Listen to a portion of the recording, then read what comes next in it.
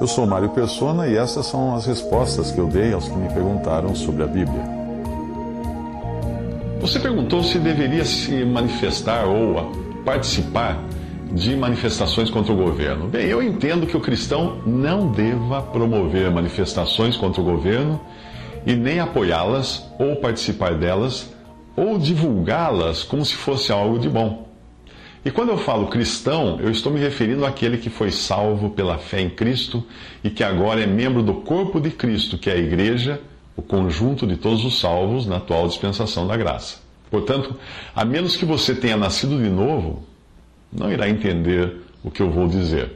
Porque o homem natural não compreende as coisas do Espírito de Deus, porque lhe parecem loucura, e não pode entendê-las, porque elas se discernem espiritualmente. 1 Coríntios 2,14. Mas pode ser que você seja, sim, realmente nascido de novo pela fé em Jesus, porém ainda esteja amarrado às tradições católicas ou protestantes, que sempre consideraram o cristão como parte deste mundo.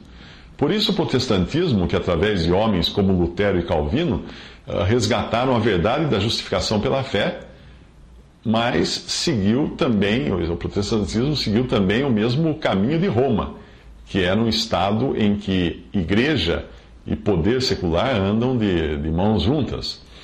Por isso, durante séculos, muitos países tiveram uma religião oficial, seja ela católica ou protestante, e alguns era proibido congregar a não ser com autorização da Igreja Nacional, como era a Igreja Católica, no caso dos países de influência católica, a igreja da Inglaterra, na Inglaterra, a Igreja da Escócia, na Escócia, a Igreja Reformada da Suíça, na Suíça, a Igreja da Suécia, na Suécia, etc.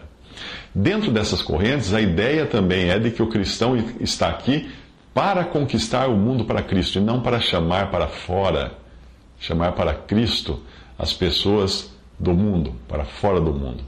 Intervir em política e participar de manifestações podia até estar muito adequado para os israelitas, e é o que nós encontramos no Antigo Testamento e até nos Evangelhos, os quais certamente participavam das decisões de sua nação, que era Israel, interferiam na vida privada de seus governantes, pois eles tinham responsabilidade de dar exemplo para todos os judeus, e até eram incentivados por Deus a pegarem armas para defenderem a terra que Deus lhes deu como herança neste mundo, e desejarem a morte e o sangue dos inimigos do povo de Deus. Por exemplo, veja os versículos abaixo, e eles são muito semelhantes até ao que hoje tentam fazer os islâmicos. No Salmo 33:12, bem-aventurada é a nação cujo Deus é o Senhor. Está falando aí de Israel, não está falando de Brasil, ou de Estados Unidos, de qualquer outra. Bem-aventurada a nação cujo Deus é o Senhor, e o povo ao qual escolheu para sua herança. Mais uma vez está se referindo a Israel e ao povo israelita, não a qualquer povo, como brasileiro, argentino, espanhol, nada disso. Lucas 3:19-20. Sendo, porém, o tetrarca Herodes repreendido por ele, por João Batista, por causa de Herodias, mulher de seu irmão Filipe, e por todas as maldades que Herodes tinha feito, acrescentou a todas as outras ainda esta, de encerrar João Batista num cárcere. João estava certo de cobrar os seus governantes uma postura em conformidade com a lei do Antigo Testamento, que fora dada aos judeus, mas não aos gentios. Agora veja o Salmo 68, de 22-23. Disse o Senhor: eu vos farei voltar de Bazã, ele está falando dos israelitas, farei voltar o meu povo das profundezas do mar, para que o teu pé mergulhe no sangue de teus inimigos, e no mesmo a língua dos teus cães. Uau! Isso está no Salmo 68. Nenhum cristão concordaria com esse sentimento, que estava muito adequado ao povo de Israel, mas não tem nada a ver com a igreja, que é o povo celestial de Deus, e não tem nada nessa terra. Não entender a distinção entre o povo terreno de Deus, que é Israel, e o povo celestial de Deus, que é a igreja, é a razão de todas as barbaridades cometidas pela chamada cristandade nos últimos 2000 anos, tanto católicos quanto protestantes. Isso inclui não só as cruzadas para libertar a Terra Santa, como também as perseguições promovidas pelo catolicismo romano durante a Inquisição, mas inclui também a ideia que prevaleceu na Inglaterra durante o reinado da Rainha Vitória e dos que a antecederam, de que e existe ainda essa ideia nos Estados Unidos de promoverem a conquista do mundo para cristianizá-lo e então Cristo depois poder vir estabelecer o seu reino. Homens muito usados por Deus em alguns momentos, como Lutero e Calvino, também são conhecidos por seu apoio à perseguição, tortura e morte daqueles que não se sujeitavam às religiões que eles haviam dado início. Depois do 11 de setembro, George Bush, que confessa ser cristão batista, usou 5 vezes a palavra cruzada nos seus discursos referentes à guerra contra o terrorismo islâmico. É muito provável que ele seja adepto da teologia do domínio, que prega o domínio do mundo pelos cristãos. A falsa ideia de que a igreja seja a continuação de Israel e herdeira das promessas feitas no Antigo Testamento a Israel, leva a todas essas aberrações e barbáries. E sem eu apresentar a você esse prefácio, né, vamos chamar assim, fica difícil você compreender o que eu entendo ser o modelo bíblico para o cristão. A igreja é o povo celestial de Deus. As suas promessas são celestiais. E por isso mesmo o cristão não tem aqui cidade permanente. Se assim é, por que o cristão se envolveria em manifestações contra o governo do país onde vive? Estaria ele interessado em reformar este mundo que está reservado para o juízo, para fazer dele um lugar melhor? Afinal, mesmo tendo nascido nesse mundo, ele deveria se conscientizar de que não é do mundo e que a sua cidadania é celestial. Filipenses 3,20 diz que a nossa pátria, ou nossa cidadania, está nos céus, de onde também aguardamos o Salvador, o Senhor Jesus Cristo. Em Hebreus 13,14 diz que, na verdade, não temos aqui cidade permanente, mas buscamos a que há de vir. E João 15, versículo 19 diz que se vós fosseis do mundo, o mundo amaria o que era seu, mas porque não sois do mundo, antes eu vos escolhi do mundo, por isso é que o mundo vos odeia. Por mais corruptas que sejam as autoridades, e por mais perniciosas que sejam as leis, Deus está no controle de tudo. Este mundo jaz no maligno e vai continuar assim até Jesus voltar para buscar sua igreja e depois estabelecer o seu reino. Mas será Ele quem irá estabelecer o seu reino, e não o cristão. Não cabe ao cristão hoje querer arrancar o joio do meio do trigo. Portanto, até mesmo a malignidade que nós encontramos nos governantes, nas leis, tem a permissão temporária de Deus para prevalecer. Porque nada escapa aos seus propósitos. Ele quer, inclusive, que os próprios governantes malignos se convertam. Não é coincidência que este seu desejo de interferir na política, de fazer manifestações, esteja tão errado quando você compara que o desejo de Deus vem logo depois da passagem que fala para orarmos pelas autoridades. O desejo de Deus para que as autoridades se convertam. Ele diz assim, em 1 Timóteo 2, de 1 a 4, admoesto-te, pois, antes de tudo que se façam deprecações, orações, intercessões e ações de graças por todos os homens, pelos reis e por todos os que estão em eminência, porque isto é bom e agradável diante de Deus, nosso Salvador, que quer que todos os homens se salvem e venham ao conhecimento da verdade. A questão é que Deus usa governos injustos e leis ímpias como forma de castigo dos ímpios e também para aprendizado dos que pertencem a Deus. Deus permite isso para que a medida de injustiça do povo fique cheia, atinja o seu nível máximo e Deus não seja considerado injusto quando castigar os ímpios.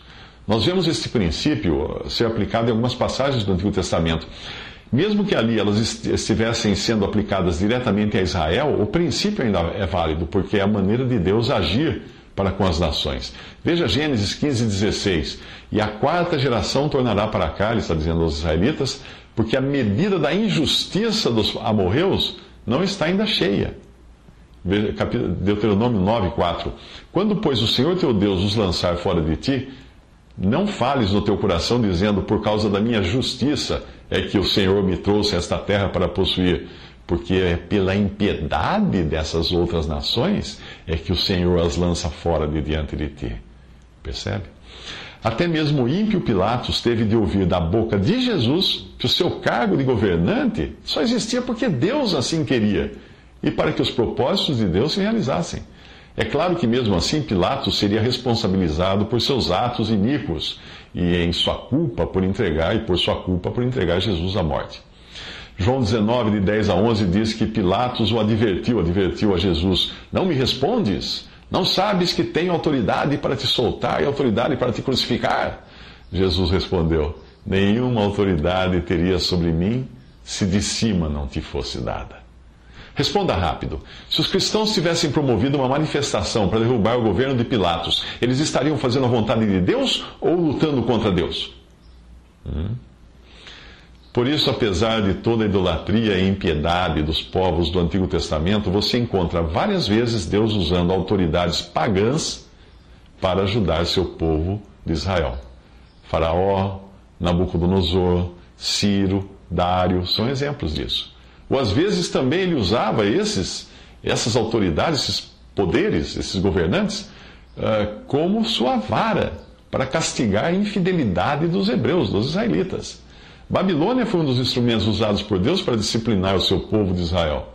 Eles foram levados cativos para a Babilônia, e como Deus queria que eles reagissem a isso quando estivessem na Babilônia? Que levantassem um motim contra o rei de Babilônia, que promovessem um quebra-quebra, fizessem passeatas, pegassem armas? Ou talvez deveriam adotar uma postura de não resistência, como Gandhi pregava, e deitando-se nas estradas para interromper o tráfego, mas fazendo greves, recusando-se a trabalhar, para emperrar todo o sistema do inimigo. Será que era isso que Deus queria dos israelitas exilados em Babilônia?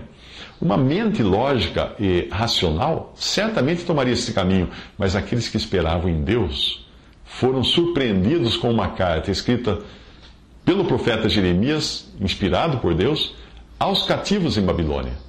Longe de fomentar uma revolta, a palavra de Deus para eles era a seguinte: assim diz o Senhor dos Exércitos, o Deus de Israel, a todos os do cativeiro, os quais eu fiz transportar de Jerusalém para a Babilônia. Edificai casas e habitai-as, plantai jardins e comei o seu fruto. Tomai mulheres e gerais filhos e filhas. Tomai mulheres para vossos filhos e dai vossas filhas a maridos para que tenham filhos e filhas.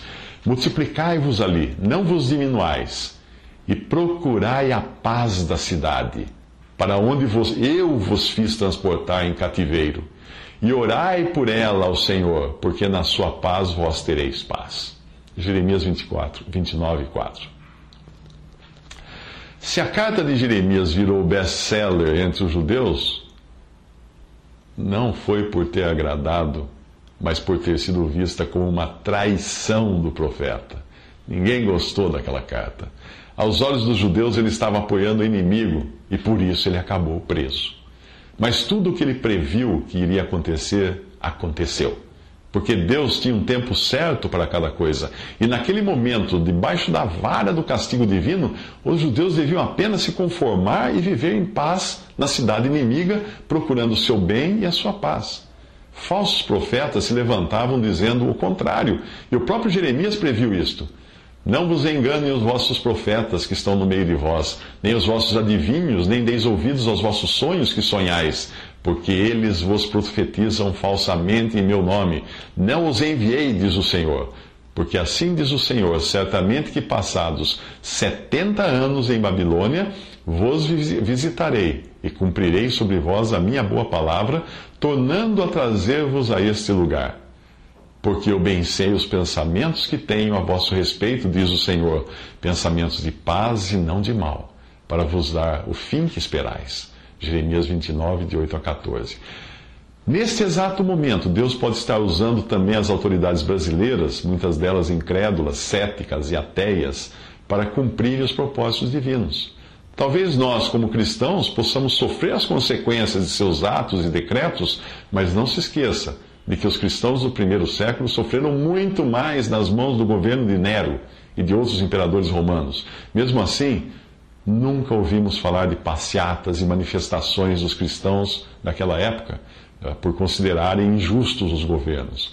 Eles sabiam que eram injustos, pois neste mundo não se pode esperar que as coisas sejam diferentes. Afinal, sobre toda a humanidade, toda, representada pela religião, cultura e poder civil e militar, recai a responsabilidade pela cena do Calvário.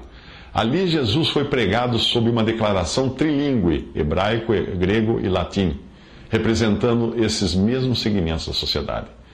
Pedro foi preso injustamente. Acaso a igreja fez cartazes e saiu em passeata em frente à prisão protestando? Não, eles se reuniram para orar. Em Atos 12, de 1 a 19. Comece hoje a orar pelos governantes e lembre-se de pedir a Deus que perdoe e converta os que estão errados. Aí sim você estará fazendo a obra de Deus. O cristão deve ser sal e luz, duas coisas que não exercem influência pela ação, pelo que fazem, mas sim pelo que são. O sal conserva os alimentos e o mundo mal sabe o quanto de paciência Deus está tendo só porque os cristãos ainda estão no mundo. Quando forem tirados daqui, o anticristo se manifestará e aí a coisa vai pegar. A luz repele as trevas e revela o pecado, e o cristão não precisa nem abrir a boca para ser luz. Você já passou por experiência do tipo de chegar em uma roda de amigos e a pessoa que estava contando algo imoral parar de falar por saber que você é cristão? É disso que eu estou falando. É dessa influência. Mas se você continuar fazendo passeatas, promovendo desobediência civil e incitando o ódio das pessoas contra os poderes estabelecidos, estará fazendo a obra do diabo. O que Deus ordena em sua palavra para o cristão é muito claro e está relacionado a todas as esferas do governo, envolvendo autoridades, leis, magistrados, polícia, exército, impostos, tributos, taxas, etc. A passagem é clara demais ao dizer que quem resiste à autoridade está, na verdade, resistindo ao próprio Deus. Romanos 13:1 diz: todo homem esteja sujeito às autoridades superiores, porque não há autoridade que não proceda de Deus. E as autoridades que existem foram por ele instituídas. E você pensava que tinha sido pelo seu voto, não é mesmo? De modo que aquele que se opõe à autoridade resiste à ordenação de Deus, e os que resistem trarão sobre si mesmos condenação. Porque os magistrados não são para o temor quando se faz o bem, e sim quando se faz o mal. Queres tu não temer a autoridade? Faz o bem, e terás louvor dela, visto que a autoridade é ministro de Deus, para o teu bem. Entretanto, se fizeres o mal, teme, porque não é sem motivo que ela traz a espada, pois é ministro de Deus vingador para castigar o que pratica o mal. É necessário que lhe estejais sujeitos, não somente por causa do temor da punição, mas também por dever de consciência, e por esse motivo também pagais em tributos, porque são ministros de Deus, atendendo constantemente a esse serviço. Pagai, pois, a todos o que lhes é devido. A quem tributo, tributo. A quem imposto, imposto. A quem respeito, respeito. A quem honra, honra. A ninguém fiqueis devendo coisa alguma, exceto o amor, com que vos ameis uns aos outros, pois quem ama o próximo tem cumprido a lei. Alguns acham que isso só se aplica a governos bons e justos e às leis baseadas nos ensinos cristãos, mas é um engano pensar assim. Paulo escreveu isso sob o domínio de Nero, imperador de Roma, aquele que pôs fogo na cidade, aquele que usava cristãos como tochas durante seus jantares. E não havia nada de cristão na maneira como Nero e os outros imperadores governavam, ou da maneira como eles usavam o dinheiro tirado do povo. O que fazer então? Não seria então um caminho nós trabalharmos em prol das eleições de políticos e governantes realmente convertidos a Cristo para termos uma nação genuinamente cristã? Constantino fez isso, cristianizou o império e veja no que deu. A verdade é que não é pelas eleições ou pelo voto do povo que os governantes são instituídos. O processo todo é controlado não de baixo para cima, mas de cima para baixo. Como o próprio Jesus explicou a Pilatos, o Altíssimo tem domínio sobre o reino dos homens. Daniel falando aqui, Pilatos ele explicou na hora da crucificação, mas em Daniel 4,17 diz assim: o Altíssimo tem domínio sobre o reino dos homens e o dá a quem quer. E até o mais humilde dos homens constitui sobre ele. Ele remove os reis e estabelece os reis. Daniel 4:17, 2:21. E você pensou que fosse pelo voto. Mesmo aqueles que chegam ao poder por revoluções, golpes de Estado ou pela astúcia de sua propaganda, dos seus marqueteiros, como fez Hitler, não imaginam que, ainda que os próprios tiranos fossem instrumentos de Satanás, por detrás dos bastidores, Deus permitia tudo isso. Se o candidato em quem você votou perdeu a eleição, e se você tem consciência de que é Deus quem remove os reis e estabelece os reis, eu pergunto, você votou contra ou a favor da vontade de Deus? O fariseu Gamaliel era muito mais sábio do que muitos cristãos de hoje, pois ele entendeu que não há como remar contra os desígnios de Deus. Quando os líderes judeus queriam matar os discípulos que foram presos por pregar o Evangelho, ele fez uma parte com o seguinte argumento: e agora digo-vos, dai de mão a esses homens, deixai-os, porque se este conselho ou esta obra é de homens, se desfará, mas se é de Deus, não podereis desfazê-la, para que não aconteça serdes também achados combatendo contra Deus. Atos 5, 38 a 39. O apóstolo Pedro mostra que falar mal das autoridades é uma característica de carnalidade. Depois de comentar sobre os habitantes de Sodoma, ele acrescenta, seguindo a carne, andam em imundas paixões e menosprezam qualquer governo, atrevidos, arrogantes, não temem difamar as autoridades superiores. 2 Pedro 2,10.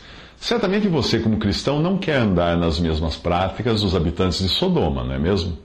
Ao escrever a Tito, o apóstolo Paulo mostra que esse tipo de proceder, difamar autoridades e resistir a elas, estava bem de acordo com o velho homem, com nossa natureza carnal, antes de termos sido salvos.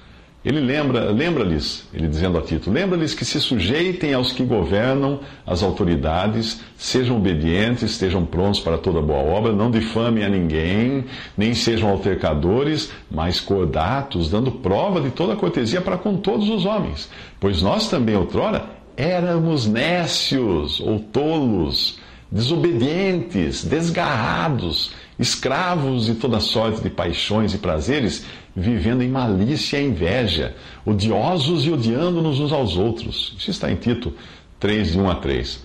Como se não bastassem todas estas exortações dadas por Deus em sua palavra, Pedro parece adivinhar que muitos ainda iriam querer aplicar o pensamento lógico e carnal nessas questões. Por isso o Espírito, por intermédio do apóstolo Pedro, acrescenta, sujeitai-vos a toda instituição humana por causa do Senhor. Quer seja ao rei como soberano, quer as autoridades como enviadas por ele, tanto para castigo dos malfeitores como para louvor dos que praticam o bem. Porque assim é a vontade de Deus, que pela prática do bem façais emudecer a ignorância dos insensatos. Como livres que sois, não usando todavia da liberdade por pretexto da malícia, mas vivendo como servos de Deus. Tratai todos com honra, amai os irmãos, temei a Deus, honrai o rei. 1 Pedro 2, de 13 a 17. O segredo está aí. O cristão não se sujeita ao governo pelo que o governo é, mas por causa daquele que está acima do governo, o Senhor. A sujeição é por causa do Senhor. A prática do bem como antídoto aos males praticados pelo governo é a vontade de Deus. E sob esta aparente imagem de submissão servil está uma liberdade que apenas os verdadeiros servos de Deus podem experimentar. A mesma liberdade que muitos mártires no passado experimentaram, porque sabiam que tudo o que lhes sobrevinha tinha primeiro passado pelo céu para obter de Deus o carimbo de liberação, assim como ocorreu com Jó. Você acha injusto viver assim? Será que já ouviu falar de Jesus e de como ele foi tratado? Sabendo que estava em suas mãos o poder para invocar os exércitos celestiais em seu socorro e promover uma manifestação nunca vista em nenhum levante humano? É a isso que Pedro se refere, e não a sofrer por causa da oposição às autoridades humanas a dor dos cacetetes, spray de pimenta ou tiros de balas de borracha. Não. Porque isto é grato que alguém suporte tristezas sofrendo injustamente, por motivo de sua consciência para com Deus, pois que glória há, se pecando e sendo esbofeteados por isso, o suportais com paciência? Se entretanto, quando praticais o bem, sois igualmente afligidos e o suportais com paciência, isto é grato a Deus. Porquanto para isto mesmo, fostes chamados, pois que também Cristo sofreu em vosso lugar, deixando-vos exemplo para seguires os seus passos, o qual não cometeu pecado, nem dolo algum se achou em sua boca, pois ele, quando ultrajado, não revidava com ultraje, e quando maltratado, não fazia ameaças, mas entregava-se àquele que julga retamente. 1 Pedro 2, 19 e 23. Mas e quando as tarifas dos ônibus sobem demais, os impostos tiram quase todo o nosso ganho e nós vemos o uso dos recursos públicos para coisas que não convêm? Não devemos boicotar isso e nos posicionarmos contra as práticas injustas do governo? Vamos deixar que o Senhor Jesus responda. Em um episódio, quando o assunto era impostos, e não só isso, mas impostos que estavam sendo cobrados por uma nação inimiga que havia invadido a terra de Israel e estava oprimindo e espoliando o seu povo, isso foi o que aconteceu. Perguntaram-lhe dizendo: Mestre, nós sabemos que falas e ensinas bem e retamente, e que não consideras a aparência das pessoas, mas ensinas com a verdade o caminho de Deus. É-nos lícito dar tributo a César ou não? Entendendo ele a sua astúcia, disse-lhes: Por que me tentais? Mostrai-me uma moeda. De quem tem a imagem e a inscrição? E respondendo eles disseram: De César. Disse-lhes então: Dai, pois, a César o que é de César, e a Deus o que é de Deus. E não puderam apanhá-lo em palavra alguma diante do povo, e maravilhados da sua resposta, calaram-se. Lucas 20, 21. Aquela moeda deve ter contribuído no orçamento de Roma para mais tarde ter condições de construir as arenas e o Coliseu, onde os cristãos seriam trucidados pelos leões. Ou você acha que não? Se aquele que é Deus e homem perfeito agiu assim, por que você se considera mais sábio para agir diferente? Se nós nos dedicássemos mais ao modelo de manifestação que foi dado aos cristãos, veríamos mais resultados. Ainda não soube de uma passeata capaz de fazer a terra tremer, mas também não acho que seria prático fazer passeatas de joelhos no chão. Atos 4:31. Tendo eles orado, tremeu o lugar onde estavam reunidos. Atos 16, 25 a 26. Por volta da meia-noite, Paulo e Silas oravam. De repente sobreveio tamanho terremoto que sacudiu os alicerces da prisão, abriram-se todas as portas e soltaram-se as cadeias de todos. Cristãos que lutam contra autoridades de carne e ossos estão mirando no lugar errado. Os governantes contra os quais os cristãos são convocados a lutar são os poderes e dominadores do mundo tenebroso, as forças espirituais do mal. E elas não ficam em Brasília, mas nas regiões celestes. Mas para entrar numa luta assim é preciso estar vestido de uma armadura completa. Como diz em Efésios 6, de 11 a 12, revesti-vos de toda a armadura de Deus para poderes ficar firmes contra as ciladas do diabo. Porque a nossa luta não é contra sangue e carne, e sim contra os principados e potestades, contra os dominadores deste mundo tenebroso, contra as forças espirituais do mal nas regiões celestes. Com toda oração e súplica, orando em todo tempo no Espírito, e para isto vigiando com toda perseverança e súplica por todos os santos.